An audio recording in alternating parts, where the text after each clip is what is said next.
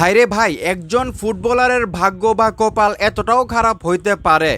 ব্রাজিলের তারকা footballer Neymar জুনিয়রকে না দেখলে হয়তো বা বিশ্ববাসী এটা কখনোই কল্পনা করতো না বা বিশ্বাস করতে পারতো না। নেইমার জুনিয়র, আপনারা সবাই জানেন উনি 2026 ফুটবল বিশ্বকাপে খেলার জন্য কতটা পরিশ্রম করেছেন। নিজেকে প্রমাণ করার জন্য ইনজুরি নিয়ে উনি ক্লাবের হয়ে খেলেছেন, 2-3টা করে গোল করেছেন এবং উনি ওনার ফিটনেস ঠিক করেছেন। শেষ পর্যন্ত কিন্তু উনি 2026 ফুটবল বিশ্বকাপে ব্রাজিলের হয়ে খেলার সুযোগ পেয়েছেন। এবং ওনার যারা ভক্ত আছে, ব্রাজিলের যারা সাপোর্টার আছে, এবং ব্রাজিলের ভক্ত ছাড়াও যারা অন্য দলের সাপোর্টার, আর্জেন্টিনা হোক বা অন্য কোনো দেশের, সবাই কিন্তু মন থেকে চাইছে যে এইবার 2026 ফুটবল বিশ্বকাপে নেইমার জুনিয়র খেলুক। আমি নিজে একজন আর্জেন্টিনা ভক্ত ফ্যান। আমিও বারবার আমি ভিডিও বানাইছি যেখানে বলছি যে আমি চাই শেষ বিশ্বকাপ পর্যন্ত নেইমার জুনিয়র খেলুক। এরপরের বিশ্বকাপ উনি খেলতে পারবে কিনা, ওনার যে ফিটনেস, উনি যেভাবে ইনজুরিতে থাকে সেটা আমরা সবাই জানি।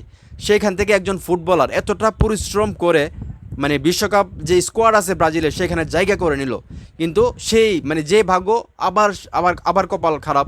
উনি প্রথম ম্যাচটা মরক্কোর বিপক্ষে মিস করলো, দ্বিতীয় ম্যাচও নাকি খেলতে পারবে না, এখন তৃতীয় ম্যাচও খেলতে পারে কিনা সেটারও আসলে সন্দেহ আছে। তো আমরা জানি নেইমার জুনিয়রকে আসলে লিওনেল মেসি, ক্রিস্টিয়ানো রোনালদো বা আরও যারা বড় বড় ফুটবলার আছে তাদের সঙ্গে তুলনা করা হয়। এবং আমরা জানি নেইমার জুনিয়র যদি সত্যি সত্যি ইনজুরিতে না থাকতো এবং উনি যদি রেগুলার খেলতে পারতো, ওনার অবস্থানটা কোথায় থাকতো সেটা আসলে আমরা কল্পনাও করতে পারি না।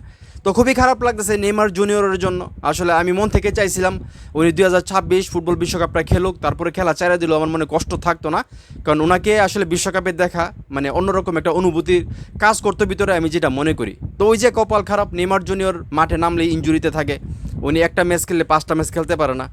তো বিশ্বকাপে এসেও ওনার কপালটা আসলে খারাপ। এত কষ্ট করে উনি সুযোগ পাইলেন কিন্তু কাজে লাগাতে পারতেছেন না, উনি খেলতে পারতেছেন না। ভাই খুব মানে খারাপ লাগতেছে এই বিষয়টা।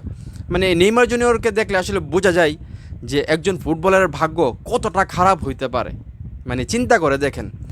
তো যাই হোক, দেখা যাক উনি আসলে বিশ্বকাপের ম্যাচগুলো খেলতে পারে কিনা। যেভাবে ম্যাচগুলো আসলে মিস হচ্ছে, আমার তো মনে হচ্ছে উনি হয়তো বা সামনেও খেলতে পারবে না।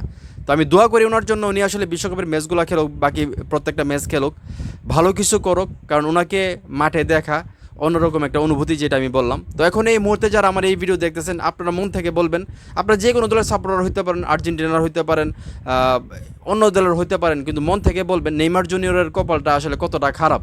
এবং উনি যদি আসলে ইনজুরিতে না থাকতো, ওনার অবস্থানটা কোথায় থাকতো বলে আপনাদের মনে হয় সেটা অবশ্যই কমেন্ট করে জানাবেন। এবং ব্রাজিলের যারা ভক্ত আছেন, নেইমার জুনিয়রকে যারা ভালোবাসেন, অবশ্যই ভিডিওটা শেয়ার করবেন।